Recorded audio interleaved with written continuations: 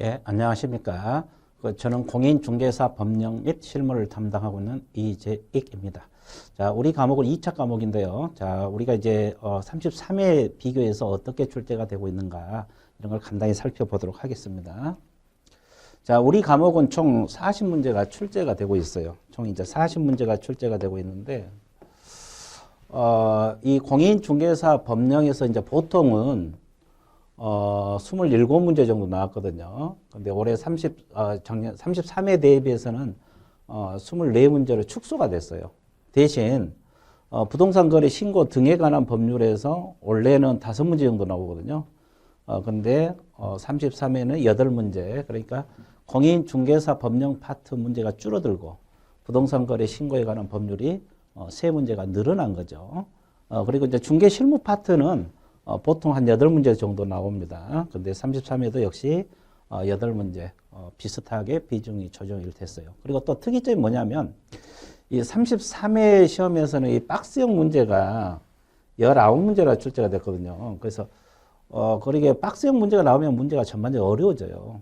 어려워지는데 이게 박스형 문제가 과거에는 4문제 정도 나왔어요. 그러다가 8문제, 12문제, 16문제 가더니 올해 19문제까지, 33회는 19문제까지 출제가 되고 있습니다. 그래서 거의 40문제 중에서 거의 반 가까이가 박스형 문제로 출제가 되고 있다는 것. 그만큼 문제가 이제 조금씩 어려워지고 있다는 소리가 되는 겁니다. 여러분들 그걸 대비해서 문제 유형에 맞게 또 어느 파트에서 문제가 어느 정도 나온가 이것을 분석을 해서 거기에 맞게 수험 준비를 해야만이 우리 34회 공인중개사 시험은 원활하게 점수를 빼지 않을까 이렇게 생각이 됩니다. 자, 그러면 하나씩 분석해 보도록 하겠습니다. 자, 1편 공인중개사 법령, 여기서 방금 이야기했죠. 원래 27문제 정도 나오는데 33회 때는 24문제로 축소가 됐다고. 자, 그러면 총칙 파트 나와 있고요. 자, 가장 먼저 나온 것이 공인중개사 법령의 구성입니다. 이 공인법령 구성하고 법적 성격이 나와 있는데 이 공인중개사 법령은 어떻게 구성이 되어 있느냐. 이 법령하고 법은 틀려요. 법령은 이 포괄 개념입니다. 법령이라는 것은 법하고 시행령하고 시행규칙이 포괄된 개념이라고 알고 있으면 돼요. 자, 우리 공인중개사 법령은 법하고 시행령, 시행규칙으로 구성이 되어 있습니다. 자, 법이 법률이고요. 그리고 시행령이 대통령령 이렇게 표현하고요. 시행규칙이 국토교통부령 이렇게 표현합니다. 자, 국토교통부령하고 시행규칙은 같은 개념이고 시행령하고 대통령령은 또 같은 개념이 되겠어요. 그리고 법이 법률입니다. 그래서 공인중개사 법령 그러면 법하고 시행령하고 시행규칙을 포괄하는 개념이다. 이것은 이제 우리가 공부하는데 가장 기본이 되기 때문에 알아야 돼요. 여기 자체에서 시험에 구체적으로 나오진 않겠죠. 근데 이런 건 나올 수 있어요. 우리가 이제 앞으로 배우게 되면 이제 각종 서식을 공부하게 되거든요. 일반 중개계약서, 전속 중개계약서, 확인 설명서 이런 서식들을 공부하게 되는데 이 법에 정한 서식을 우리가 법정 서식이란 말을 쓰고 있거든요. 이 법정 서식은 전부 다 시행 규칙에 규정되어 있다는 거 이건 알고 있어야 돼요. 법에서 정한 서식들이 있어요. 표준 서식들이 있는데 이런 것은 전부 다 시행령에가 규정된 게 아니라 시행규칙에 규정되어 있다. 법정서식, 일반 중개계약서, 전속 중개계약서, 확인 설명서 이런 것은 다 시행규칙, 즉 국토교통부령에 규정되어 있다는 건 여러분들 기본으로 깔고 들어가야 돼요. 그리고 법령 그러면 법하고 시행령, 시행규칙을 포괄하는 개념이다. 그리고 시행령을 대통령령, 시행규칙을 국토교통부령 이렇게 표현한다는 거 여러분들이 반드시 기억을 해 주시면 좋겠습니다. 그리고 이제 우리 공인중개사법은 어떤 성격을 가진 법이냐, 이게 법적 성격이 나와 있어요. 이 법적 성격은 화면을 바꿔서 다시 설명을 해 드리도록 하겠습니다. 자, 이 법적 성격이 나와 있는데, 이 공인중개사법은 부동산 중개업에 관한 일반법적 성격을 가지고 있다, 이렇게 표현을 하고 있어요. 자, 부동산 중개하고 중개업과 관련해서는 기본법, 일반법적 성격을 가지고 있다. 이렇게 표현을 하고 있죠. 그래서 중개사법은 중개하고 중개업 분야 이렇게 나와 있어요. 우리가 보통 이제 알선한 게 중개잖아요. 중개업 분야에 대해서 가장 기본적으로 적용된다. 그러니까 중개업에 종사하신 분들은 가장 기본적으로 우리 공인중개사법을 적용을 받게 되는 겁니다. 그래서 기본법이다. 그래서 기본법. 또는 중개업에 종사하신 분들 누구에게나 적용된다. 그래서 일반법이다. 이렇게 표현을 하고 있어요. 그래서 만약에 이 중개업하고 관련하여 어떤 법률 문제가 발생하잖아요. 그러면 가장 기본적으로 우리 공인중개사법이 먼저 적용을 받게 된다는 거. 그래서 중개하고 중개업에 관해서는 가장 기본적이다 그래서 기본법, 또 일반적이다 그래서 일반법적 성격을 가지고 있다. 그런데 이 민법하고 상법하고 비교하면 우리 중개사법이 특별법적 성격을 가지고 있다는 걸 알고 있어야 돼요. 자, 일반법이냐 특별법이냐는 상대적 개념이거든요. 일반법은 누구에게나 적용되는 법이고 특별법이라는 것은 특정 사람이랄지 특정 사항이랄지 특정 지역에만 적용되는 법을 특별법이라고 해요. 근데 이렇게 생각해보세요. 민법은 일반인 누구에게나 적용되는 법이거든요. 사적 관계에서. 근데 우리 중개사법은 주로 중개 관련해서 적용되고 중개업에 종사하신 분들이 주로 많이 적용을 받게 돼요. 그래서 이 민법하고 상법에서는 특별법적 성격을 가지고 있다는 걸 알고 있어야 돼요. 그러면 왜 이걸 구별하느냐? 자, 이 일반법이나 특별법은 특별법 우선의 원칙 때문에 그렇습니다. 그러니까 민법 규정하고 우리 공인중개사법 법 규정이 서로 저촉되는 분야가 나타날 수 있어요. 그러면 우리 공인중개사법이 먼저 적용을 받고 그 다음에 우선적으로 중개사법이 적용된다. 그래서 민법에 대한 특별법 이렇게 표현을 하고 있어요. 또 우리 중개사법에 법률 규정이 없으면 민법이나 상법이 보충적으로 적용될 수도 있다는 겁니다. 그래서 민법하고 상법에 대해서는 우리 중개사법 우선 적용은 특별법의 성격을 가지고 있다. 이렇게 표현을 하고요. 그 다음에 세 번째로 우리 공인중개사법은 공법하고 사법의 중간 형태 법이다. 그래서 중간법이란 말을 써요. 자, 공법은 주로 누구하고 관계를 다루고 있어요? 국가하고 개인 간의 관계를 다루고 있잖아요. 사법은 개인과 개인 간의 관계를 다루고 있습니다.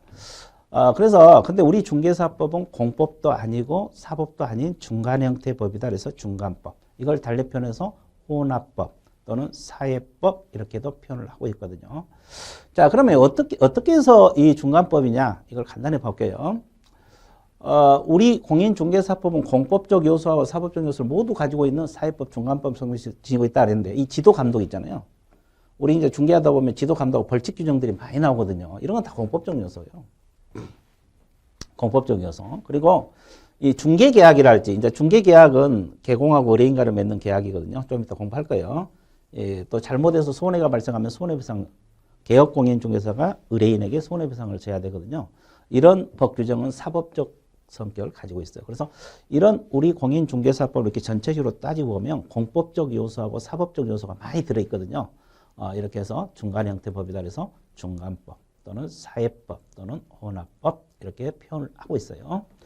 또 네 번째, 우리 공인중개사법은 국내법하고 국제법 분류했을 때 국내 중개대상 저는 국내법적 성격을 가지고 있습니다. 그래서 우리나라 영토 내에서만 그 효력이 발생하고 자, 외국에는 효력이 미치지 않는 국내법적 성격을 가지고 있다. 이렇게 표현을 하고 있어요. 그죠? 생각해 보세요. 우리 공인중개사법 미국이나 영국이나 프랑스에서는 적용될 이유가 없겠죠.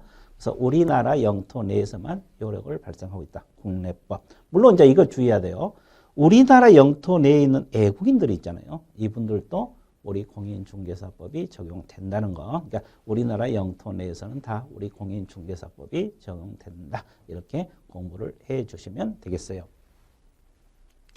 그래서 이제 공인중개사법 법적 성격을 이렇게 쭉 지켜봤는데 가장 정리를 하자면 중개하고 중개 관련해서는 기본법이고 일반법적이다. 민법하고 상법하고 비교하면 특별법이다. 그리고 공법하고 사법은 중간 형태 법이다. 그래서 중간법, 사회법, 혼합법. 그리고 국내에 적용되는 국내법이다. 이렇게 법적 성격을 요약해 볼 수가 있습니다.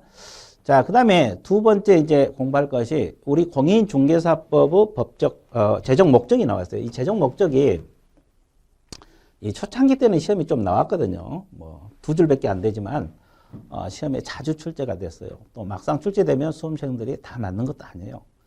이 두 줄 가지고도 막 반은 틀려나가요.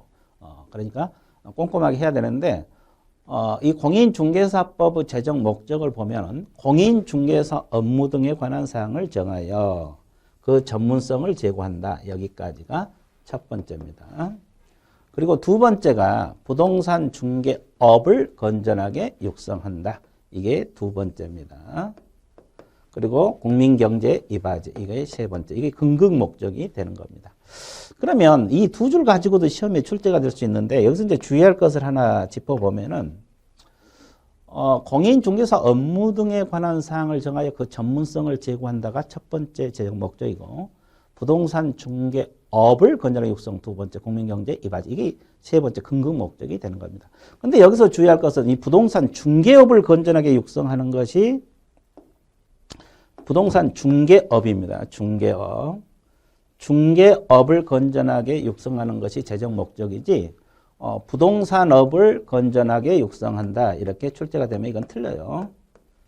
부동산업을 건전하게 육성한다. 이 지문은 틀립니다. 그래서 대충 공부해 놓으면 또 부동산업을 건전하게 육성한다. 그럼 또 맞다 이렇게 찍고 나오신 분들이 종종 있을 수가 있습니다. 이건 틀린 개념이에요. 그래서 정확하게 알아야 되세요. 그래서 이제 수험생들이 가장 실수를 범하기 쉬운 것이 이것저것 많이는 보려고 하는데 정확하게 공부를 안 해요. 그러니까 시험 나오면 자꾸 틀리게 된다는 거죠. 그래서 적은 내용이라도 정확하게 그 내용이 만약에 출제가 됐으면 맞출 수 있는 정도로 정확하게 아는 게 중요합니다.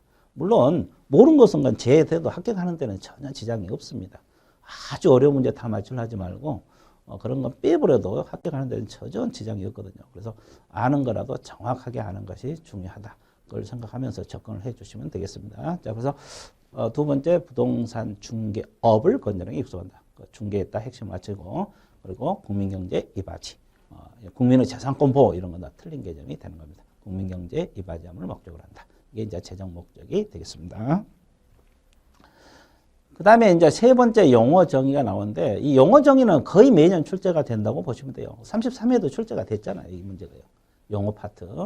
근데 이런 문제를 틀려버리면 안 되는데 근데 우리가 이제 그 모의고사 수험생들 대상으로 실시를 하잖아요. 근데 용어 문제를 자주 틀려요. 의외로. 다른 건 다 맞추는데 용어 문제로 의외로 자주 틀립니다. 그것은 대충 해서 그래요. 정확하게 잡고 들어가야 되는데 대충 해 놓으니까 자꾸 틀리게 되는 거죠. 자, 중개 개념이 나옵니다. 개공이 하는 것이 중개잖아요. 중개. 법정 중개 대상물에 대하여. 이 법정이란 말은 법률의 규정이란 말이에요. 법에 규정된 중개할 수 있는 물건들이 뭐냐. 이것은 좀 이따 배울 겁니다. 그리고 거래 당사자 간에 이 거래 당사자 간은 매매 같으면 매도인하고 매수인, 임대차 같으면 임대인하고 임차인. 그리고 이제 뭘 중개하냐? 매매 교환 임대차 계약을 중개합니다. 매매 교환 임대차. 그리고 이제 그 밖의 권리.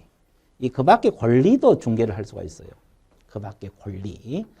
그래서 우리가 상식적으로 뭐 매매 계약, 교환 계약, 임대차 계약 중개한다는 건 대충 알고 있거든요. 근데 그 밖의 권리도 중개할 수 있을까? 그럼 그 밖의 권리가 과연 뭘까? 이건 이제 민법상 권리거든요. 근데 민법상 권리를 다 중개할 수 있는 건 아니에요. 중개할 수 있는 것도 있고 없는 것도 있습니다. 이건 조금 이따가 화면을 바꿔서 보도록 하겠습니다.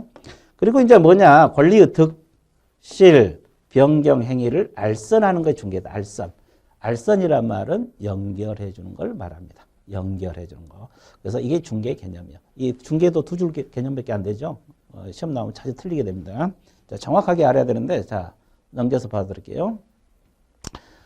이 중개란 게 이거요. 이제 우리가 이제 여러분들 중개업소 사장이 있잖아요. 이걸 개업공인중개사란 말을 써요. 좀 이따 배우겠지만 개업공인중개사 이걸 줄여서 개공이라고 표현을 했고요.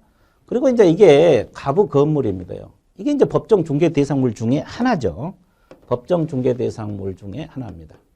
이게 법정 중개 대상물 중에 하나예요. 그래서 방금 중개 용어를 배울 때 법정 중개 대상물에 대하여 자, 거래 당사자가는 그럼 여기서 거래 당사자가 누구예요? 이 사람이잖아요. 갑하고 을. 자, 매매 같으면 매도인하고 매수인.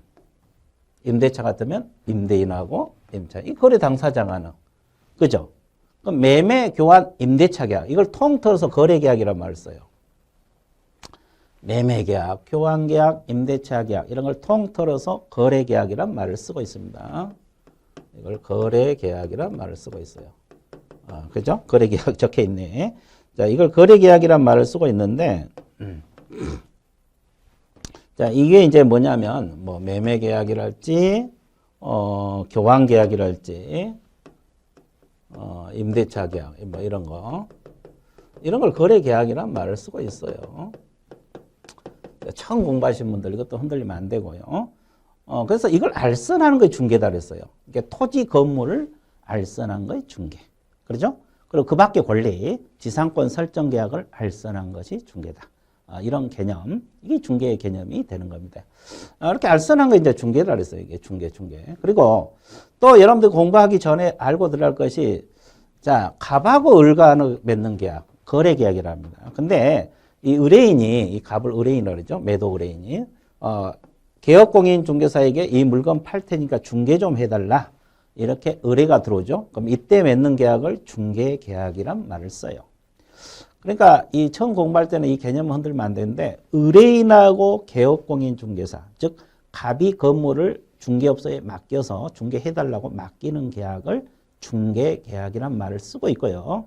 개공이 상대방, 즉 을 찾아가지고 소개해가지고 매매계약, 임대차계약, 교환계약 이걸 통틀어서 거래계약이란 말을 쓰고 있고요.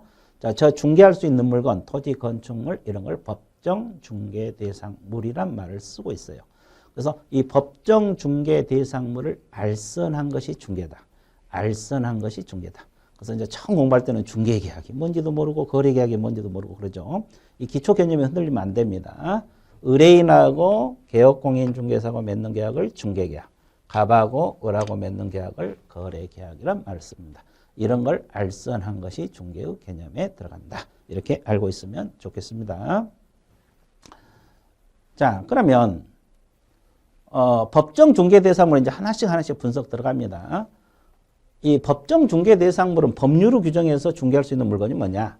우리 법 3조에 따른 중개 대상물은 토지, 건축물, 그 밖의 토지의 정착물, 임목, 광업재단, 공장재단이 우리 공인중개사법에서 중개할 수 있는 물건으로 규정을 하고 있어요. 이거 이제 법에서 정한 물건이다. 법정 중개 대상물이란 말을 쓰고 있죠. 근데 여기서 이제 우리가 또 자주 시험에 나온 게 뭐예요? 자동차랄지, 선박이랄지, 항공기랄지, 이 중기, 이런 것은 중개의 대상물이 될 수가 없어요. 자, 그래서 임목, 광업재단, 공장재단, 준부동산, 의제부동산 그렇게 표현하죠. 이건 되지만 자동차, 선박, 항공기 이런 의제부동산은 안 됩니다. 그래서 우리가 중개할 수 있는 물건이 뭔가를 알아두셔야 돼요. 토지, 건축물, 그 밖의 토지 정착물, 임목, 광업재단, 공장재단이 우리 공인중개사법에서 중개할 수 있는 물건으로 규정되고 있다. 자동차, 선박, 항공기 중개 이런 거 안 됩니다. 그리고 권리금 같은 거 있죠. 상가 임대할 때 권리금이 있는데 이것도 중개 대상물이 되지 않습니다. 그래서 중개 대상물이 되는 권리는 어떤 거고 안 되는 권리가 어떤 것인가 이것을 여러분들이 공부를 해 주시면 되겠습니다. 자, 그 다음에 거래 당사자 아까 했죠. 거래 당사자 매매, 교환, 임대차 그 밖에 권리, 득실, 변경을 할선한 것이 중개라고 했잖아요. 거래 당사자는 이전하고자 하는 자. 매매 같으면 매도인, 임대차 같으면 임대인 되겠죠. 자, 그리고 권리를 취득하고자 하는 자. 매매 같으면 매수인, 임대 같으면 임차인이 되는 거죠. 이게 거래 당사자예요. 그죠? 이 거래 당사자가 뭘 중개하느냐? 매매, 교환, 임대차 중개할 수가 있어요. 이건 공부 안 해도 다 알잖아요. 매매 중개한다는 거, 교환, 임대차. 그리고 이제 그 밖의 권리, 이게 이제 문제인데, 모든 권리를 다 중개할 수 있는 건 아닙니다. 중개할 수 있는 권리도 있고, 없는 권리도 있어요. 그러면 중개할 수 있는 권리가 뭐고, 없는 권리가 뭐냐? 이걸 공부를 해줘야 되거든요. 그래서 이제 여기서 중개할 수 있는 권리는 민법상 권리들을 말하는데, 소유권, 당연히 중개할 수 있겠죠. 임차권 가능합니다. 그리고 이제 용익물권이라고 있는데, 지상권, 지역권, 전세권 있어요. 이게 용익물권이라고 하는데, 셋 다 중개 가능합니다. 지상권 설정계약, 지상권 이전계약, 지역권 설정계약, 지역권 이전계약, 전세권 설정계약, 전세권 이전 다 가능하고요. 자, 담보물권 중에서 저당권 가능합니다. 그리고 유치권 가능합니다. 유치권 이전 가능합니다. 그리고 그 외에 가등기 담보권도 가능하고 법정 지상권, 법정 저당권 가능하고 환매권 가능합니다. 이런 것은 중개 대상인 권리가 되는 겁니다. 그래서 중개 대상인 권리가 뭐냐? 이걸 알고 있어야 돼요. 그래서 지상권 설정 계약을 알선한다. 중개 개념에 들어가는 거죠. 그죠? 지역권 설정 계약 중개 개념에 들어가는 거죠. 그죠? 유치권 이전 알선했다. 이것도 중개 개념에 들어가는 겁니다. 그래서 중개 대상이 되는 권리를 머릿속에 넣어 주셔야 돼요. 자, 이런 것은 중개 대상인 권리가 되는 거고. 그러면 안 되는 권리, 분묘 기지권. 분묘를 소유하기 위해서 나무 토지를 사용할 수 있는 권리가 분묘 기지권이거든요. 이건 안 됩니다. 이 분묘 기지권은 거래 자체가 안 돼요. 그래서 이제 이것은 될 수가 없는 거고, X라고 쳐졌죠. 점유권 마찬가지. 점유를 떠면 소멸되죠. 안 되고. 이 무채재산권이라는 것은 정신적 산물을 말합니다. 뭐 특허권이랄지 저작권이랄지 뭐 상표권이랄지 실용신앙권이랄지 이런 정신적 산물이 대상이 되는 것은 개업공인 중개사가 중개할 수 없는 권리에 들어갑니다. 그럼 공부하는 방법은 중개할 수 있는 권리가 뭐고 없는 권리가 뭐냐 이것을 자꾸 읽어서 머릿속에 넣어주시면 되겠습니다. 자, 그 다음에 권리의 득실 변경 행위라 그랬어요. 득이 뭐예요? 이 권리의 득실 변경 행위를 알선한 것이 중개라 그랬잖아요. 그러면 득이 뭐냐? 이 발생을 말합니다. 발생. 자, 실이 뭐냐? 소멸을 말하는 거예요. 변경이 뭐냐? 말 그대로 변경을 말합니다. 이걸 통칭하는 것으로서 중개 대상 행위를 말한다. 대상 행위. 자, 그래서 이러한 중개 대상 행위는 모두 계약으로서, 자, 모두 계약입니다. 중개 대상이 되는 걸 말합니다. 법률 행위를 말합니다. 이 법률 행위는 여러분들 이거 의사 표시를 필수 불가결의 요소라는 법률 요건을 말합니다. 이건 자, 중개 대상이 되는 것은 모두 법률 행위입니다. 그럼 중개가 뭐예요? 알선하는 것이 중개라 그랬잖아요. 아까요. 토지든 건축물이든 이런 걸 알선한 것이 개업공인 중개사가 이런 걸 알선한 것이 중개다 이렇게 했어요. 그러면 이 대상이 되는 것을 이 대상 행위란 게 뭐냐면 이게 모두 법률 행위라 했잖아요.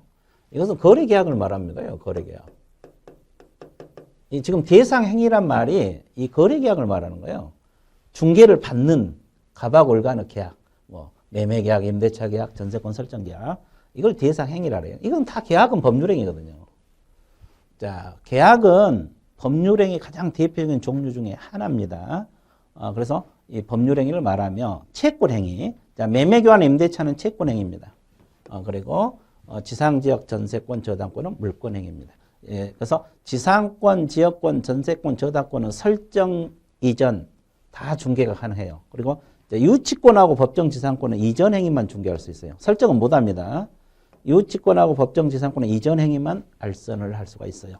자, 이런 것도 이제 머릿속에 넣어야 돼요. 여러분들이 처음 파트에서는 이런 것이 어려울 수가 있어요. 왜냐하면 이건 일단 민법에 나온 권리들인데 뭐 내용도 잘 모르잖아요. 근데 이 내용은 어차피 민법에서 배울 거고 우리는 중개할 수 있는 권리냐 없는 권리냐만 공부를 하면 되는 겁니다.